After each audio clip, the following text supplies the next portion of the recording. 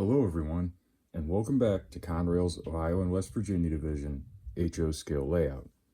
This is going to be a layout and workbench update for the months of February and March of 2025, and as you guys can tell, I kind of fell off the old YouTube wagon for the millionth time here, and didn't edit some videos the last month, 2 months now, but I have been working on a little bit of stuff here and there, so sit back, relax, and enjoy as I show you what I've been up to on Conrail's Ohio and West Virginia Division.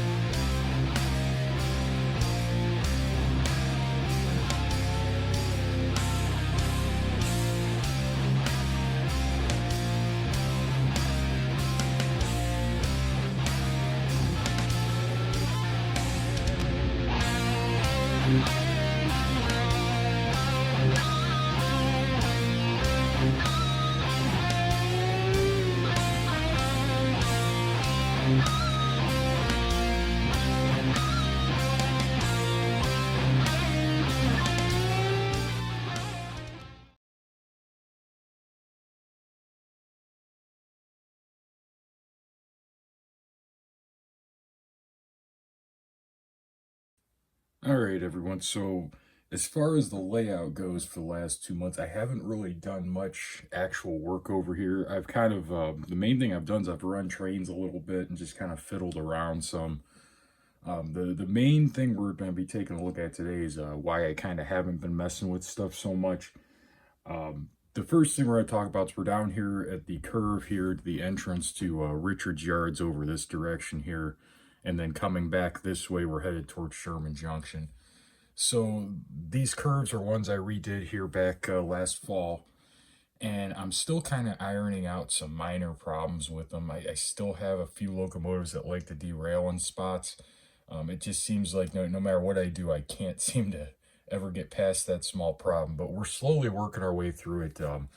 The our outside track, our outer main here, that's pretty well good. There's a few spots over yonder over there that have been giving me trouble, but I've just been kind of messing with them a little bit here and there. I haven't really messed them the last couple weeks. I just haven't felt like it, but kind of want to get all this completely over here squared away perfect, or as close to perfect as I can get it before I tear into the other end of the layout, and we're almost there. I just need to get over here and run stuff a little more and keep fiddling with it, but there is an end in sight as far as that goes. So once I get that done, my inner track going into the yard's actually been pretty good. I actually haven't had any real issues with that so far in testing. Not knock on a rail here, or a knock on the rail, because it's been good so far. So I haven't had any main issues there yet.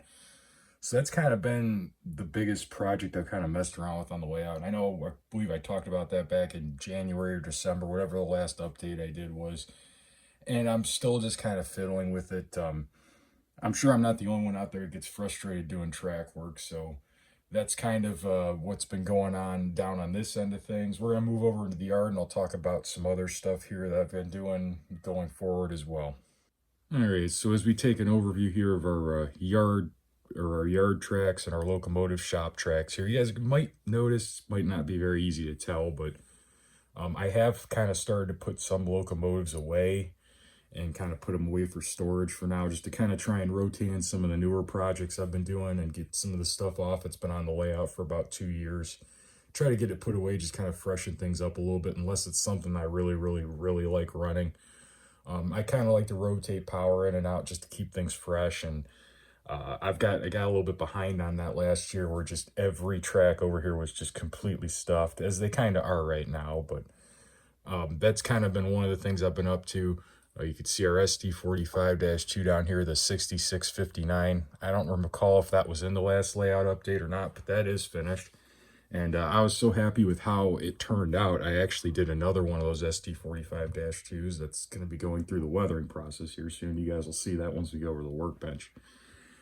But the other project, when we look back here at our yard tracks, is I'm kind of starting to put away some cars as well. And that's because when I get down to our far end curves at the next rebuild project I'm going to be doing, I need to pull up a good bit of the yard to be able to redo the curves on the end of the yard. And to do that, I need to put away some of these freight cars. So I've been kind of putting away some of the different, like, just mixed freight box cars, tanks, all that kind of oddball stuff. And I'm just going to kind of leave, for right now, I'm going to leave the rail train out. The ballast train's going to stay out, as well as my Bethgon coal car train too, as well. As you guys can see, that's all the way back here on the back track back here on the main line, so that's going to stay out. But I've been putting away some of the coiled steel cars and all that. I actually have the one coiled steel train on one of the main tracks right now to film it before I put all those away. So that's kind of been the one big thing too, is coming over here and taking the time to put all these cars back away into their boxes or into the storage boxes, whatever have you. So that's kind of been taking up a lot of time as well. So let's move down to the far end of the layout and talk about what's going to be coming up here as far as build work, etc. All right, so we're now down here at the far end of the layout, and we're going to talk about the main project that I'm kind of excited to do, but not excited to do, because it's going to be a lot of work here. But I need to redo these curves down here, because they're too sharp. Things derail and they just cause me trouble. I think they're like a 22-degree radius. As you guys can see here, this piece of cardboard here with the line on it and the paper, that's actually like a 30-degree radius. And that's when I'm going to have to change everything to. So as you guys can tell, it really brings that outer track in quite a bit. The two main lines are really going to have to come in a considerable distance. So with that, I have to move the yard tracks up and also adjust their radius. And that's going to be a heck of a lot of work. And kind of one of those things I've just been kind of dragging my feet, because it's a lot of work ripping up track and putting in new track. And then, to be honest with you guys, most of you know I have a full-time job. And while I do have time during the week, a project like this where I'm doing all this ripping stuff out and pulling stuff forward and all that, I'd like to have a few days off to actually just knock it all out at once. Because trying to do it on the weekends just kind of burns me out pretty quick with doing this. So hopefully here sometime in the next month, I might try to get a week of vacation in and just knock this whole get the mains done, and then hopefully do the yard tracks as well. But we'll see how that all goes, because that might be being a bit optimistic. But at the very least, if I get the main tracks done, those two outer mains, and even maybe one yard track, just to give me something to get in and out of the yard, that would really help with things. So that's going to be the big project going forward, that hopefully the next time you guys see an update video from me, I can actually show that. But we'll see, because I've been saying that since November or December now. So hopefully we'll get to that this month. Like I said, I still got a few more cars out of the camera angle over here I got to put away yet. But hopefully we'll be starting on that soon.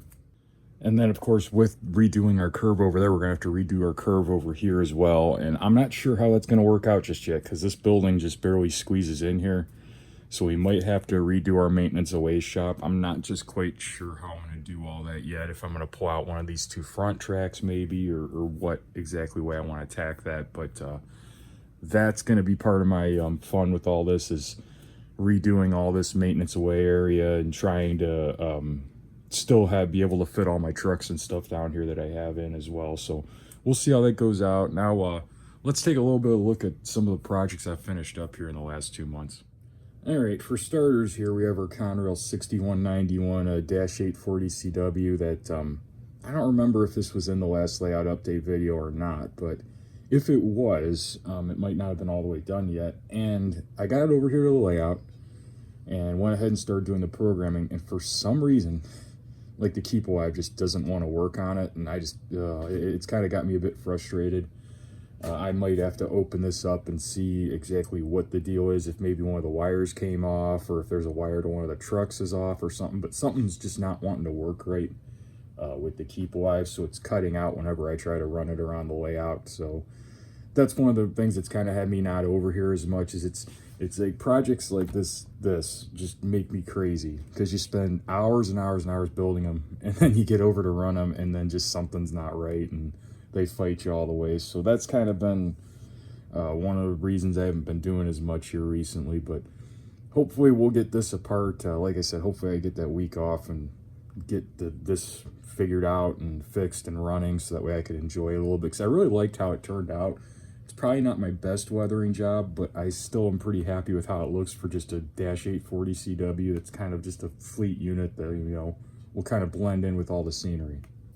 All right, so the next major project I did over the last 2 months was I actually knocked out 12 more of these Bethcon rebuilds I was doing, that there will be a video on eventually when I edit it. But when you guys, the last update I did, I remember I mentioned that I had 12 more to do, and I actually did them. They were all the G52LR type ones where they aren't shortened down like our G52H over there. But I did 4 with these yellow ends. These were for the electronic braking deal that Conrail tested. And then I did 2 with orange ends that are somewhere farther down in the train. But I did get all these knocked out. I did, what did I do? I just did a regular 6-pack of them, just regular, like a G52LR style paint, you know what I mean? Just the regular deal without any of the yellow ends or anything. So total, we have 18 of these regular tall guys, and then we have 6 of the short ones. So this is pretty cool. I still have to actually do a little running on these. I just got them on the layout this last weekend, finally. Just got the last couple of them done. So I still have to do some laps on them and make sure I'm not going to go through the cars and make sure nothing's funky with them before I can film a video with them. Because little side note to you guys out there, with a train like this of fresh cars that I just built, it never fails. There'll be like one that the truck's a little bit too tight or something, and it won't pivot right. And even though you try to do them all the same at the bench so that you don't have trouble at all, it never fails. You get over a layout and you'll find one that'll want to derail. So I want to run some laps on these, and then I could get a video of you guys and show you them all running. But hopefully I'll have that maybe here in this video. We'll see.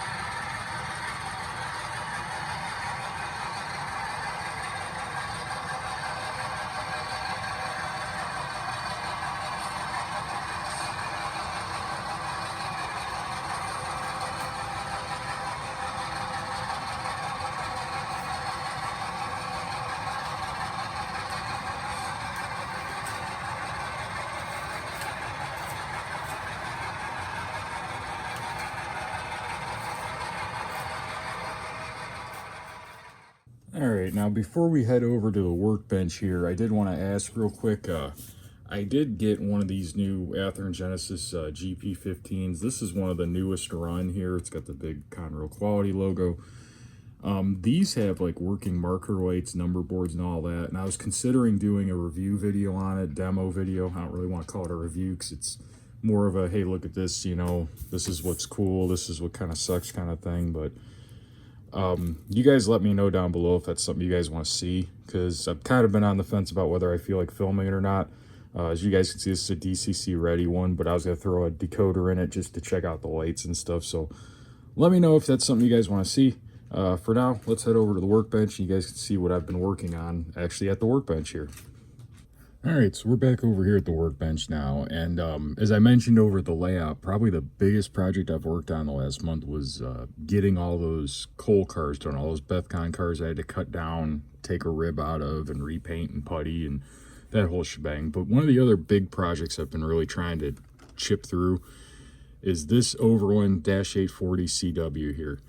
Now, a quick note here, in the camera, that blue looks really, really dark. It's not really that dark at all. It's more of a scale coat blue, for any of you that are familiar, but this model was an absolute challenge. I have never done any work with Overland brass stuff. This was the first time I ever did.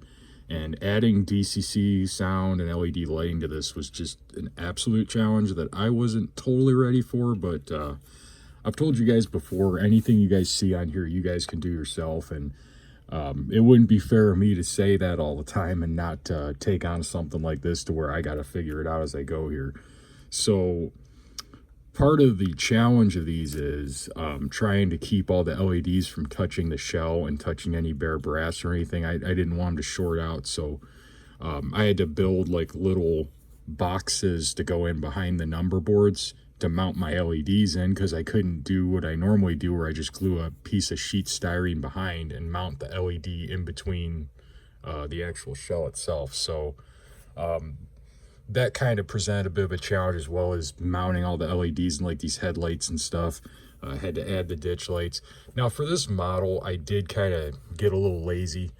I didn't do step lights or walkway lights or anything like that, just because how much of a challenge it was in the first place trying to just do those basic LEDs.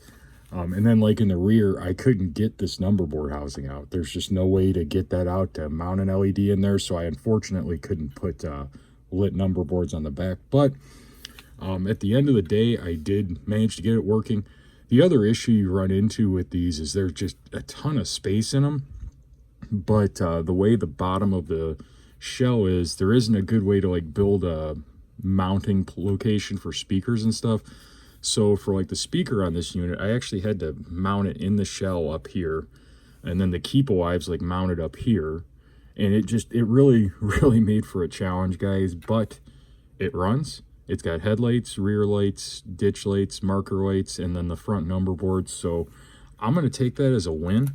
And as you guys can tell, I'm not done putting it together yet. We're just kind of just getting started putting it back together. So look for that here coming up. I gotta redo all these little decals and stuff on the side that are 1990s right now, and you could tell it because they're just a white little patch. Another major project that was worked on. This one's about done here. This Atlas C40-8W here. This is a CSX 7644 here, and this locomotive was just a DCC and sound install. Well, it had DCC and sound, but I went ahead and did, you know, all my Steve stuff where I had the separate number boards and headlights. I redid the ditch lights on the front. I added step lights, and on this one I got really wild and I actually added your walkway lights on the front and the side stuff. This is the first locomotive I've ever done that.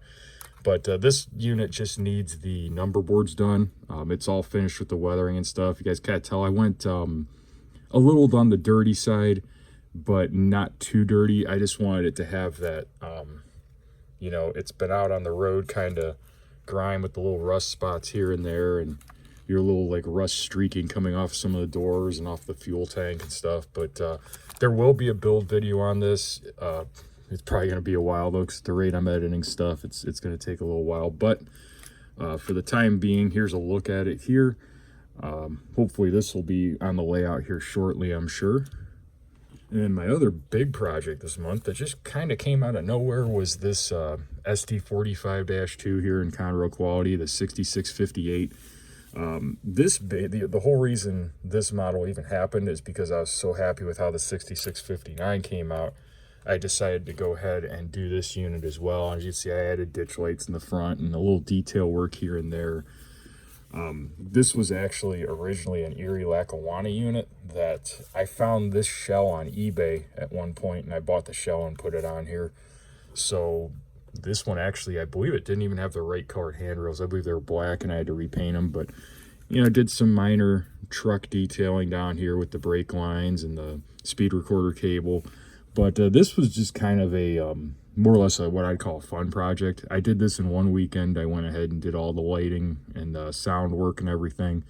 And right now, as you guys can tell, it needs to go over and I need to do the weathering on it. Got to airbrush it and do all that stuff. That's why I'm touching it with the glove here, because it's just clear coated right now and I don't want to get any fingerprints on it. So look for this one coming up. I kind of excited to have a pair of SD45-2s back on the layout again. I always really like these. I just think they're neat. And then moving on here to some things that are coming up here in the future, we actually are going to be doing a pair of the Athearn AC4400s. A lot of you will remember I actually did a video on these last year, comparing them to the scale trains ones. And my opinion still stands. I still think the scale trains ones are, you know, mainly... The main thing I'll say was better about them is the fact that they had the ESU Loc sound already installed, whereas these Athearn units, I'm going to have to go ahead and install Loc sound on them. But that'll be a pretty simple, easy project to do. I actually have two of them. And these are just going to be kind of a, you know, the main reason I'm doing these ones first is because I have number 17 and I also have the number 1, the Spirit of West Virginia. And these aren't going to be renumbered or anything. The 3 scale trains units I have, I plan on renumbering. So these were kind of the more easy battle, if that makes any sense, to just do these, to install sound and a couple of lights in these. I might do step lights. I haven't quite decided on that just yet, but that was kind of the big plan with these. So hopefully these will be on the layout in another month or two, hopefully. These are going to be pretty lightly weathered. They're not going to be all beat up and worn out or anything. So it was the late 90s. They weren't all that used by that period. So these should be pretty cool when they're done. Here's the Spirit of West Virginia, of course, the number 1. And if I'm not mistaken, this unit didn't get that logo until the early 2000s, but on the O&WV division, it's going to be delivered as that. So that'll be pretty cool to get done. I always kind of like this one because it has the lower ditch lights on the front, kind of more Conrail-esque, but pretty neat there. And really, other than that, guys, I haven't really accomplished much else. I did manage to get the slugs back out. I do plan on, hopefully over the next few months, I want to actually get 4 more of these done, which is kind of wild to say, but my current plan is I have 2 of them that are at this phase where, if you guys will look here, I've got the trucks mounted and everything's good to go there. We got our room for our keep alive down there, and right now I'm at the point where I need to make the ends for these steps to go in there because these were shortened on these units. So I got to go ahead and do that and then start doing all the detail work on these, and I'll have the next 2 ready to go. So hopefully you guys will see some progress on these, provided I could get my lazy button gear here over the next month or 2. As of right now, I'm planning on doing, I already have the one set I have on the layout, and then these the 2 I'm working on right now, as well as the 2 I'm going to be doing after these, are going to be, when all said and done, it's going to be all 5 of the Conway sets from Conway, Pennsylvania, that yard. So should be pretty cool when we get that all done, guys. But that's really about it. Really haven't, now that I'm looking at it, I really haven't actually accomplished much, but everything takes so much time to get done. I'll give you a quick example here. Like when I'm doing these trucks here and I'm mounting these on this unit, I have to glue a piece of styrene to the bottom of this bolster area here, right, to get the truck to sit at the right height. Well, if I CA glue that in place, that's an entire day for that glue to fully dry and cure before I can drill the hole for the little pin on the truck to sit in. And it's just stuff like that that's just been making everything just seemingly take forever. And like even again, like if I went ahead and glued all my styrene on the back of these number boards right now for this, I wouldn't be able to even start messing with this until tomorrow. So that's kind of the challenge with everything here as a late, is trying to get as much as I can done on each project each weekend by maximizing stuff like that and glue drying and stuff, and get things to a point where they have to dry and then moving on to the next project. So all right, everybody. So now it's time for a little thing I started last month here. As you can see, we have a box from Train World here. This is going to be the unboxing of the month here. As you can see, Belle is going to be helping us out today with unboxing this deal here. And this is just some stuff I got a good deal on that I kind of wanted to share with you guys. And as you guys can kind of see, it was from trainworld.com. Of course, Oreo's over here. He's going to help us out now. But they've been having a really big sale on Athearn stuff. Some really, really good deals to be had there. You guys get over to trainworld.com and check them out and see what they got. Because you guys can see, I got a Chicago and Northwestern AC 4400 and the Operation Lifesaver scheme. Pretty neat unit there. And then, of course, a Southern Pacific AC 4400. Now, the reason I ended up picking up both of these is when all said and done, I got them for basically for what it would cost for a DCC and sound model for two DCC ready ones. So I had to grab it. There you guys can see they got some Amtrak units on sale. They had those AC 4400s, some SD90 Max. They also had a bunch of SD38s on sale. I ordered a bunch of those too as well. So head on over there. They're starting to get kind of sold out on some of the stuff you guys will see here in this ad I'm showing here in the picture, but they still do have a lot of cool stuff left. Some tunnel motors, some SW1500s, just some really cool stuff. So now you guys looking for a deal, head over there. Train World's always pretty good, but that's going to wrap it up for this month, guys. Hopefully I'll have more to show you guys next month, and a lot of cool things hopefully to show. I hope everything's going well on all your guys' railroads. If you guys have any questions, anything you guys need to know or anything, just leave a comment down below. And as always, I hope you guys have a good month on your model railroad, and I'll see you in the next video. Thanks for watching.